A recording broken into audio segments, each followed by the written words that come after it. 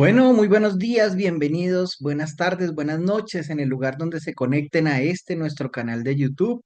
Estamos muy contentos de poderlos acompañar en este medio que nosotros como comunidad de Lirios de San José, pues hemos puesto a decisión a que todos puedan entrar y revisar estos contenidos que nosotros como comunidad poco a poco vamos construyendo. Bueno, me presento, mi nombre es Fabián García, soy diácono permanente de la diócesis de Fontibón, tengo una maestría en teología de la Universidad Javeriana y actualmente me desempeño como coordinador en el Centro Ignaciano de Reflexión y Espiritualidad en la parte de formación.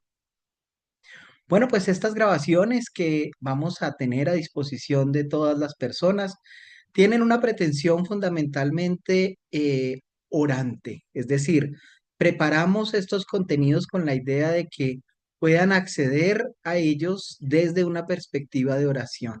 Esta comunidad de Lirios de San José se conformó precisamente como una comunidad de oración ya bastante conformada y por eso le damos gracias al Señor y le pedimos que nos bendiga y nos acompañe. Estamos ahora preparándonos para la lectura del libro de los Hechos de los Apóstoles. Y en este marco referencial, pues estamos recogiendo un poco de la información que como comunidad tenemos clara, pero que queremos que todos ustedes también conozcan a través de nuestro canal. Lo primero es informarles que en el libro de Marcos, el primer evangelio escrito, encontramos algunas referencias o aspectos que vamos a después a desarrollar en Lucas y en Hechos de los Apóstoles. Bueno, aquí una clave también que es importante que ustedes sepan que nos estamos preparando para la lectura del libro de los Hechos de los Apóstoles, porque es el libro donde se narran las historias de estos primeros, los fundadores del cristianismo, por así decirlo. Y por eso la decisión en Libres de San José de abordar esta temática de los fundadores del cristianismo. Desde luego, el escrito se atribuye fundamentalmente a una comunidad, que es la comunidad de Lucas. Lucas, hasta lo que se entiende, fue una persona que tenía un gran conocimiento del griego, manejaba muy bien el griego, y por eso tanto el Evangelio de Lucas cuanto el libro de los Hechos de los Apóstoles, pues tiene esta característica de estar escrito en un griego bastante bueno, bastante fluido. Y estamos preparando el marco referencial precisamente para la lectura del libro de los Hechos de los Apóstoles. Lo primero que tendríamos para decir es que los textos en general del Nuevo Testamento se enmarcan en una historia concreta y esta historia concreta tiene que ver con la dominación de Roma de esta, la conocida como Media Luna Fértil.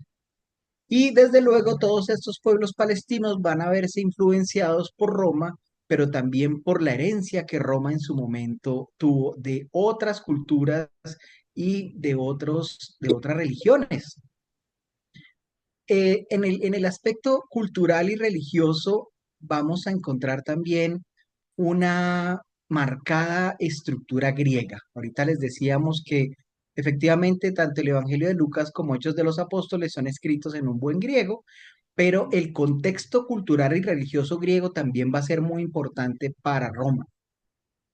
Se había venido gestando en este tiempo en el que se empiezan a escribir los evangelios en general y los escritos sagrados, por lo menos todo lo que tiene que ver con el Nuevo Testamento, una manera de conquista que estaba basada en presentar un gran ejército alrededor de una ciudad y simplemente se le daba la oportunidad diciéndole ríndanse y a cambio de que se rindan, vamos a respetarles la vida, vamos a respetarles su religión, vamos a respetarles las formas culturales propias de ustedes, pero lo único, eso sí, ustedes van a tener que empezar a pagar impuestos. Y así lo hacía Roma.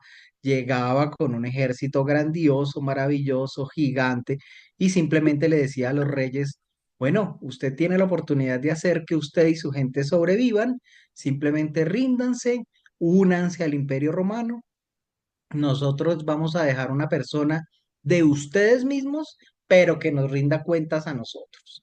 Y así entonces el gran imperio romano empezó a extenderse y a extenderse.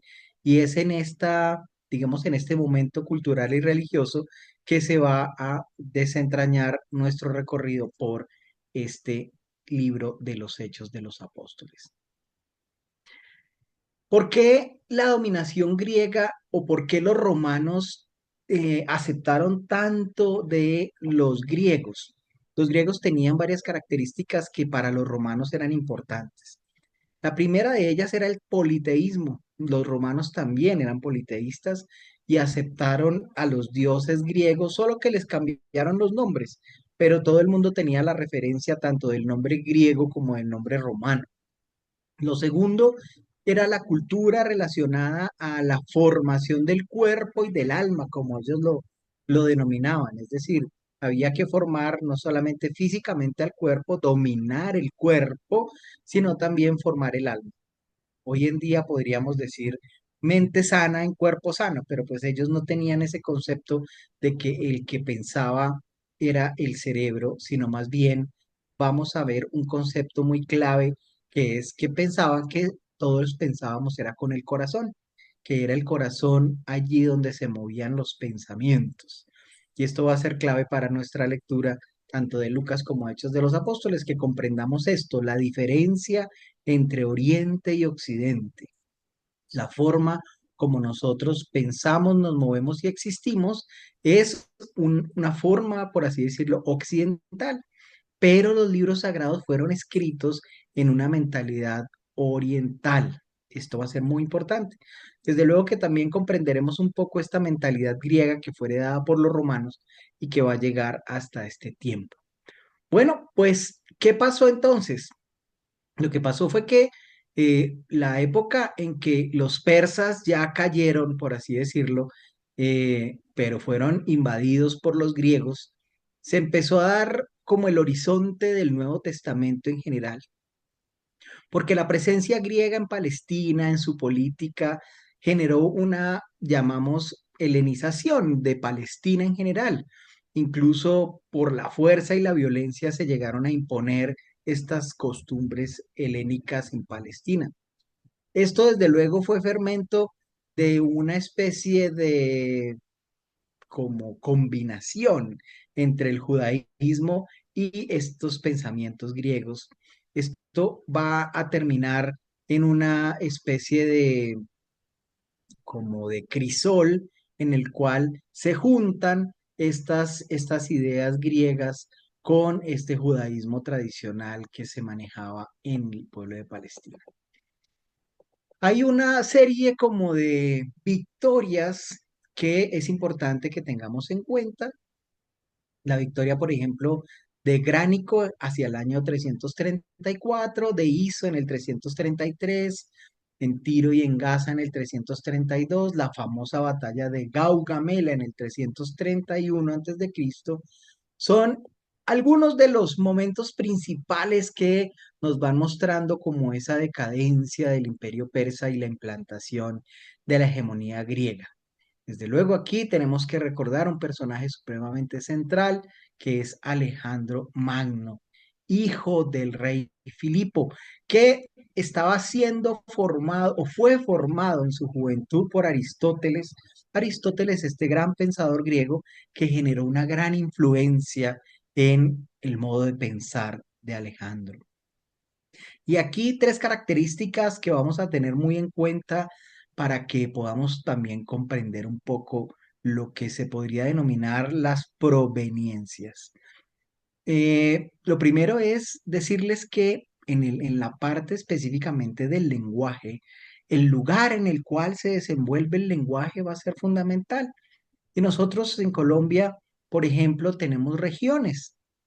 Y es común que en una región donde hay mucho calor, donde hay pues mar, playa, pero también en las regiones calientes de Colombia en general, donde estamos hablando de temperaturas cercanas a los 30 grados, más o menos, la forma de hablar es propia de quien le falta el aire.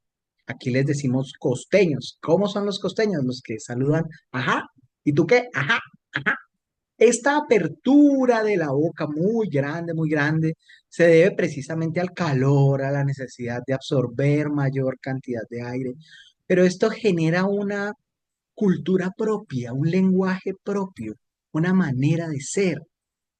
Desde luego, una persona que tiene un montón de calor, pues no se va a cubrir el cuerpo, porque al contrario, quiere descubrírselo en la medida en que descubriéndose el cuerpo, pues encuentra la alegría de la frescura que necesita en esta temperatura cálida. Y en Colombia también tenemos regiones mucho más frías. Entonces vamos a pensar, por ejemplo, en Pasto, Nariño. Expresiones como achicha y achichucas son expresiones que invitan por causa del frío a cerrar la boca. Desde luego, la forma de vestir de las personas que están cerca al volcán Galeras y a las zonas frías, pues van a estar cubiertos de ropa. Y la causa, pues, es el frío que está ahí afuera, el hecho de que las expresiones del lenguaje se hagan con la boca un poco cerrada, que las palabras busquen esto, se debe fundamentalmente a esta razón climática, pues están en una zona fría como tal, cubren sus cuerpos con bastantes vestimentas, la forma de hablar va a intentar no abrir tanto la boca y las expresiones serán mucho más de boca cerrada. Ya si nos vamos a extremos, por ejemplo, pensando en el idioma de los polos, tanto el norte como el sur, pues prácticamente los esquimales no abren la boca en ningún momento para hablar, sino que sus vocablos son completamente guturales. Se habla casi que con la boca cerrada y con la garganta. Expresiones que les permiten comunicarse sin necesidad de abrir la boca debido al frío tan extremo. ¿Esto qué quiere decir? Que para Aristóteles, cuando estaba formando a Alejandro Magno, él lo hacía consciente de muchas cosas, como es el caso de esta teoría de las proveniencias. ¿Por qué hablamos con la boca abierta? Porque vivimos en una región cálida. ¿Por qué hablamos con la boca cerrada? Porque venimos de una región fría. Incluso las proveniencias, que es una teoría bastante interesante que Aristóteles le transmitió a Alejandro Magno, dice que hay cuatro elementos, que son agua, aire, tierra y fuego, y que esos cuatro elementos tienen una proveniencia. Entonces, lo que le dice Aristóteles a Alejandro es, mira, el agua, ¿cierto? Tiene una característica especial, y es que una parte de ella es del cielo y una parte de ella es de la tierra. Una parte de ella es aire, una parte de ella es tierra. Y entonces, cuando tú calientas el agua, entonces el agua se va hacia arriba, hacia el aire, ¿no? Se convierte en ese aire, va hacia arriba. Y después, cuando ya cae la lluvia, es una característica y es que cambió su naturaleza y ahora está buscando ¿qué? Está buscando la tierra. Lo mismo pasaba con el fuego sí proviene de arriba, le decía Aristóteles, y por eso cuando tú prendes una llama, la llama por más que trates de voltearla para un lado y para el otro, siempre va a tender hacia arriba. Digamos, esta concepción griega va a ser importante para que nosotros podamos también comprender que lo que encontramos en los textos sagrados tiene una razón de ser, tiene un arraigo, tiene una comunidad con una cultura específica que lograron que se gestara el texto sagrado en esta comunidad y con unas características específicas. Lo mismo entonces vamos a ser nosotros capaces de leer posteriormente con esto en la cabeza, pues cuál era la característica cultural, sociológica de esta comunidad que tras una experiencia de fe decide pasar esto al texto sagrado. Bueno, pero entonces volvamos a Alejandro Magno, volvamos a su formador Aristóteles, este hijo de Filipo, que hizo una conquista maravillosa en muy corto tiempo, incluso entró en India, pues se dice que hubiera llegado hasta el lejano oriente, seguido por sus soldados, pero ya estaba absolutamente cansado, un ejército que había hecho unos recorridos tremendos. Como les decía, no fue tanto el hecho de tanto matar, ni que claro que sí, desde luego era una característica de la guerra del tiempo, pero también, como les decía, ya estaban acostumbrados a llegar con grandes tropas, a rodear a los sitios y a decirles lo que ya les comenté. Los vamos a respetar, pero ríndanse y empiecen a pagar impuestos. Nosotros nombraremos a alguien que se encargue de administrar esto en nuestro nombre. Bueno. Entonces decíamos que este ejército de Alejandro Magno, ya cansado de tanto que había hecho, de estas grandes conquistas, regresa a Babilonia. En el mes de junio, según está datado, del año 323, lleno de sueños y proyectos, muere Alejandro. Entonces, pero deja un legado supremamente maravilloso que nosotros nos sentimos herederos de este gran Alejandro. Y van a ser los romanos los que de suyo van a recibir esta herencia. Alejandro, ¿qué dejó detrás de sí? Pues un imperio inmenso, pero sin mucha consistencia, porque pues apenas alcanzaron a verlo pasar, ¿cierto? Pero este gran Alejandro, debido a su muerte, eh, pues digamos que su obra de conquistas quedó, entre comillas, incompleta. Y como es natural, generalmente cuando se abarca demasiado terreno, pero no se tiene capacidad de controlarlo, pues empezaron revueltas, empezó a dividirse este gran imperio. Entonces empezaron a ocurrir luchas de poder dentro del mismo imperio y esto va a generar un debilitamiento que va a ser aprovechado posteriormente por los romanos. Eh, estas luchas por el poder, ¿cierto? Que van a llevarse a repartir el imperio en general en unos lugares llamados satrapías. eh, van a, pues van a enfrentarse no solamente entre ellos mismos, sino internamente, y esto va a debilitar enormemente a este imperio que dejó Alejandro Magno. Propiamente en Palestina, más o menos hacia el año 300 antes de Cristo, eh, entran los Ptolomeos de Alejandría a dominar el territorio. La dinastía Seleucida, que tenía sede en Antioquía, también va a pelear, va a intentar quedarse con este territorio de Palestina y va a intentar quitárselo a estos Ptolomeos. Entonces hay tensiones fuertes en este territorio, de ahí que Palestina vino a ser como, por así decirlo, la manzana de la discordia entre los Ptolomeos y los Seleucidas, y en el año 200 antes de Cristo, los Seleucidas, con Antíoco III a la cabeza, son los que van a derrotar a Ptolomeo V en la famosa batalla de Panión, cerca de las fuentes del Jordán. Y entonces allí Palestina pasó a depender de la dinastía seleucida de Antioquía. Pues Antíoco III le sucedió otro que es Seleuco IV y estamos ya más o menos hablando de entre los años 187 y 175 antes de Cristo.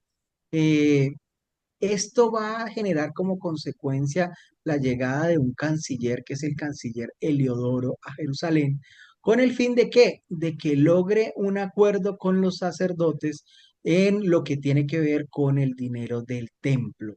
Y esto ya lo encontramos nosotros en nuestro texto sagrado, en Segunda de Macabeos, en el capítulo 3. Este Seleuco fue muerto a manos de Heliodoro y subió al trono Antíoco IV. Este Antíoco IV es conocido como el famoso Epífanes, que está presente no solamente en los libros de historia, sino que también va a estar presente, incluso va a tener una influencia en algunos de los textos, porque se considera como una manifestación de Zeus. Esto va a ser muy importante. Este señor, Antíoco IV, dice que él es como quien dice hijo del dios Zeus. Y esta característica de hijo de dios Zeus, que es eh, traída a la historia por este Antíoco IV, va a ser muy importante en nuestro concepto que va a llegar a nuestros textos sagrados.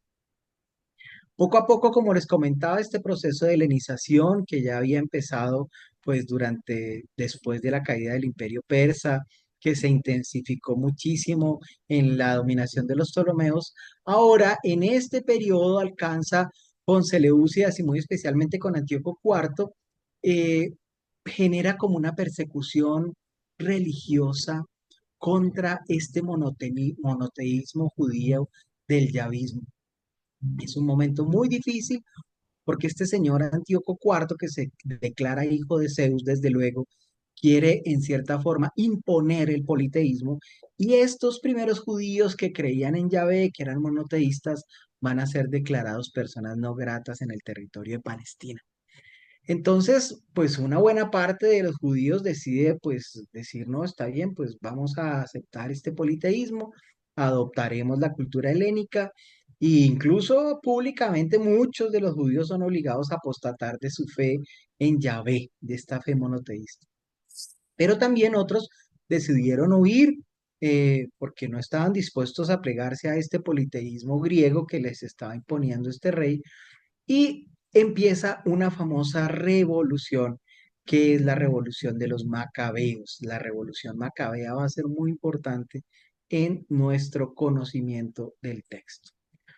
Bueno, pues primero está el padre, que es Matatías, estamos hablando de años 166, 165 antes de Cristo, y luego sus tres hijos que tienen nombres muy conocidos para nosotros, que son Judas, Jonatán y Simeón. Estos nombres van a llegar a nuestros textos bíblicos e incluso van a ser parte de historias muy importantes y muy cercanas al mismo Jesucristo. Bueno, pues démosle gracias al Señor que nos permite ir recorriendo poco a poco este camino hacia el texto de los Hechos de los Apóstoles, y pidamos que sea Él el que nos bendiga y que nos acompañe y que podamos ir acercándonos cada vez más a la lectura de Lucas y los Hechos de los Apóstoles. Que el Señor los bendiga y los acompañe. Un feliz día en el nombre del Padre y del Hijo y del Espíritu Santo. Amén.